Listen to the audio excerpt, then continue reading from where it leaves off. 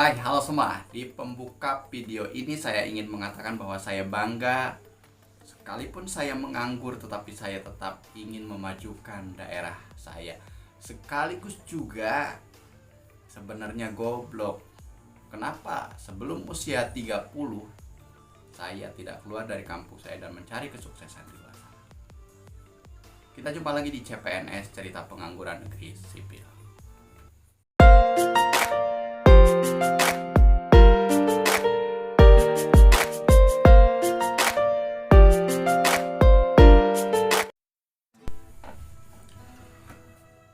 Pada cerita kali ini saya ingin membawa teman-teman untuk berpikir.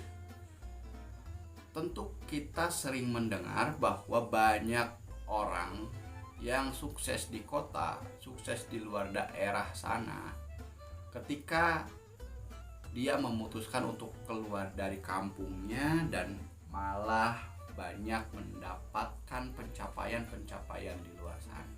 Tentu sering mendengar dong yang seperti itu. Nah, dulu saya sering berpikir begini, kenapa mereka malah keluar terus jadi sukses di sana gitu, sementara meninggalkan daerahnya? Gimana sih kalau misalkan mereka berjuang di daerah gitu, berusaha di daerah, terus juga akhirnya sukses dan membawa harum nama daerahnya, atau berjuang untuk daerahnya agar daerahnya bisa sukses juga di kancah nasional atau bahkan lebih jauh lagi begitu.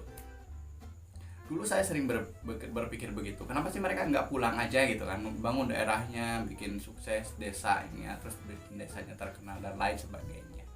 Ternyata seiring berjalannya waktu justru saya mendapatkan jawaban yang kebalikannya. Justru ketika mereka tidak keluar dari kampungnya, bisa jadi mereka tidak akan sesukses sekarang. Dan apakah perlu mereka pulang? Saya pikir tidak. Mengapa? Karena banyak orang yang tidak dihargai justru di kampungnya sendiri. Jadi banyak orang yang tidak mendapatkan penghargaan yang seharusnya ketika mereka berada di kampungnya sendiri. Bisa kita cek dengan 7 hal. Mengapa kita sering merasa bahwa di daerah kita sendiri kita tidak begitu dihargai?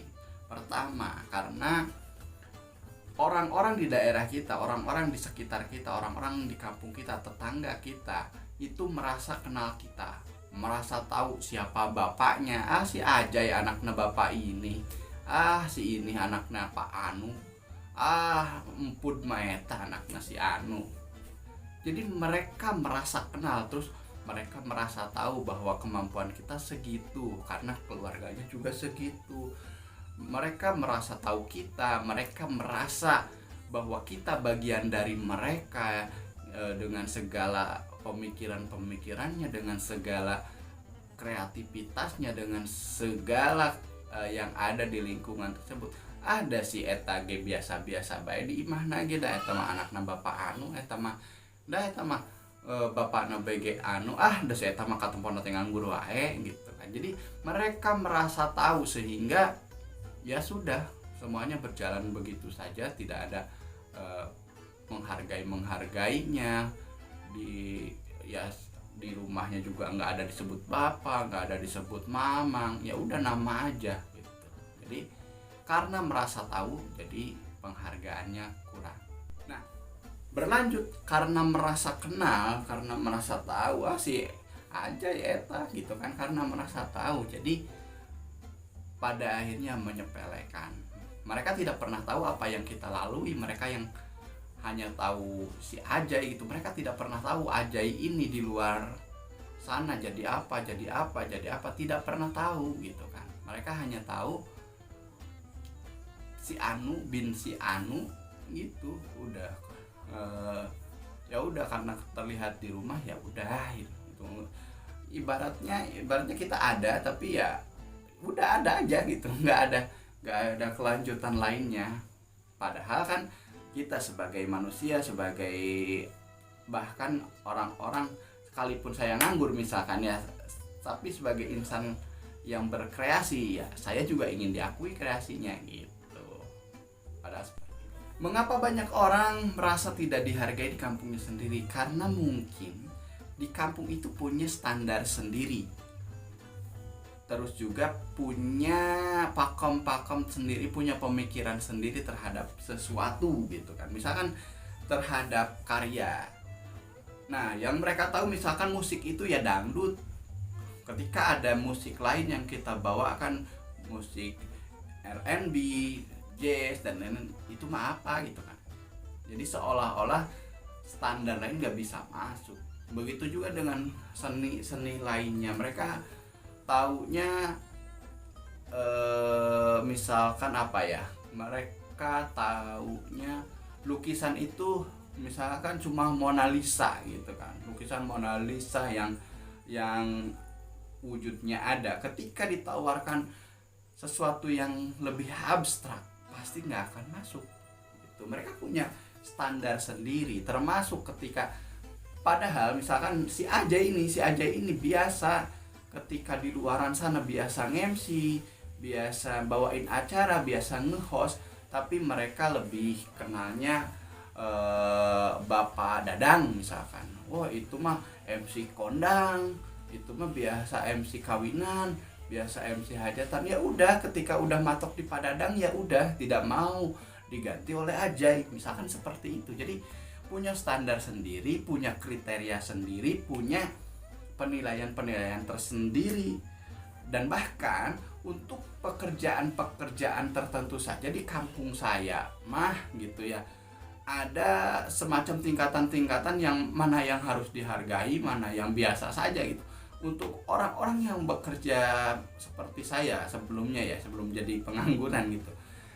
Sebelumnya kan lebih ke karyawan swasta gitu kan, seragamnya ya seragam pabrik misalkan, atau bahkan tidak berseragam karena freelance dan lain sebagainya.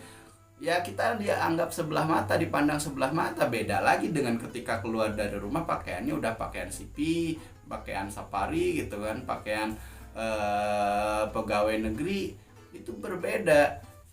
Bahkan kemarin saja ketika kita jalan bareng, saya bareng bapak atau ibu guru lah gitu ya, ke yang jalan sama saya ini nyebutnya bapak, ibu, tapi ke sayanya AA aja enggak gitu kan di Sunda itu. Jadi langsung nama aja. Itu perbedaan yang sering terjadi di kampung gitu. Jadi orang-orang yang berseragam, orang-orang yang pegawai gitu kan lebih dihormati gitu. Bahkan orang yang, mohon maaf ini, orang yang cuma bisa tawasul aja misalkan atau hadorohan saja, itu udah disebut Pak Ustadz. Kadang seperti itu gitu. Ini bebannya ya berat bagi orang tersebut, tapi juga bagi yang lain juga berat ketika ingin berkarya dalam tanda kutip di kampung, ya susah sekali dihargai karena pakomnya begitu kuat gitu. Selanjutnya, mengapa di kampung kita seolah-olah tidak begitu dihargai, padahal mungkin prestasi kita di luar sana lebih gemilang gitu. Ya karena di kampung, orang tua yang ada di kampung itu terlalu sibuk mengunggulkan anaknya, anak pamannya, keluarganya, keluarga dari keluarganya itu yang diunggulkan. Anak saya mah keluar sekolah teh langsung gawe, anak saya mah keluar sekolah teh teu sempet nganggur heula langsung digawe make seragam nage biru bodas, padahal seragam OB ya. Tapi mereka sibuk mengunggul-unggulkan keluarganya. Kemarin ke aya sensus si ieu ge ngiluan jadi naon? Itu jadi tukang hitungan pare. Sensus pertanian gitu. Jadi hitungan pare. Misalkan seperti itu. Jadi di kampung itu terlalu sibuk mengunggulkan keluarganya sendiri, rasnya sendiri, golongannya sendiri, sampai lupa potensi-potensi yang sebenarnya ada di kampung tersebut. Begitu. Selanjutnya di kampung juga terlalu terpesona atau terlalu terlena oleh Pribahasa semut di seberang lautan nampak sementara gajah di pelupuk mata tidak nampak. Ya gitu. Widih, kalau misalkan ada artis dari kota, wah disambutnya luar biasa. Padahal dengan kemampuan yang sama itu bisa didapatkan dari tetangganya misalkan. Sekarang mah zaman YouTube, semua orang bisa terkenal lewat sana, semua orang bisa ngomong, bisa beropini tapi beda ketika yang hadirnya pejabat. Wih, di karpet merah langsung tergelar, sementara tetangganya sendiri yang sebenarnya kecerdasannya jauh lebih dibandingkan pejabat itu diijak-ijak gitu. Biasanya seperti itu di kampung mah. Makanya orang-orang yang punya potensi dan tetap cicing wae di kampung susah. Padahal mungkin orang yang punya potensi ini ingin kampungnya berkembang, ingin mengembangkan desanya menjadi lebih baik lagi, begitu. Karena beberapa alasan tersebut di atas, makanya orang-orang yang potensial di kampung itu agak susah, agak tidak bebas menunjukkan kualitasnya. Karena tadi di kampung punya standar kebenarannya sendiri, punya standar mana yang benar, mana yang salah. Ketika kita berekspresi, ketika kita menunjukkan kualitas diri kita, kita takut kebablasan akhirnya. Jadi kita setengah-setengah menunjukkan kualitas kita gitu kan. Biasanya misalkan di luar sana maaf bodoh teuing udah batur menempona ge ai di imah mah pan rada hese tah. Lamun kitu teh mun di imah mah jadina rada ngerem. Banyak sekali kita teh ngeremnya, banyak sekali batasan-batasan yang tidak boleh dilanggarnya. Makanya daripada kayak gitu ya, yang namanya seniman, yang namanya kreator itu ketika banyak sekali dibatasi ya susah gitu, susah berkembangnya, kita susah menunjukkan kualitasnya. Jadi pada akhirnya berdampak pada orang-orang yang berkualitas yang ingin berkarya di kampungnya itu. Jadi ya ini akhirnya yang ini tidak menghargai ya kitanya juga kurang bisa keluar. Gitu teman-teman. Berikutnya, mengapa akhirnya banyak orang merasa kalau misalkan di kampungnya itu tidak terlalu dihargai? Ya tentu alasan berikutnya adalah karena ruang lingkupnya yang sempit. Sementara mungkin banyak sekali orang yang berkompetisi di sana, jadi areanya terlalu sempit tetapi persaingannya sengit. Contohnya saja misalkan ingin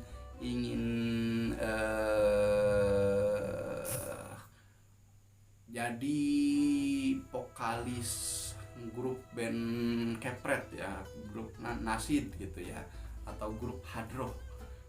Itu kan ruang lingkupnya hanya beberapa rumah saja, sementara misalkan yang bisa nyanyi itu banyak. Jadi akhirnya mereka bersaing, ya udah, karena kuenya juga hanya segitu, potongannya hanya segitu, ya gimana ya, jadi persaingannya juga ya segitu-gitu aja. Tapi ketika kita mencoba keluar, maka kesempatan akan semakin luas, terus juga peluang akan semakin besar gitu.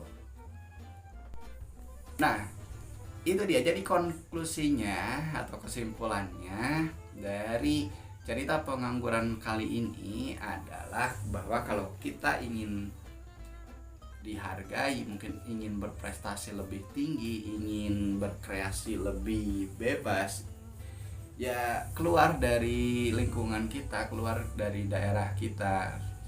Di luar itu kesempatannya mungkin lebih lebar, peluangnya lebih besar gitu kan.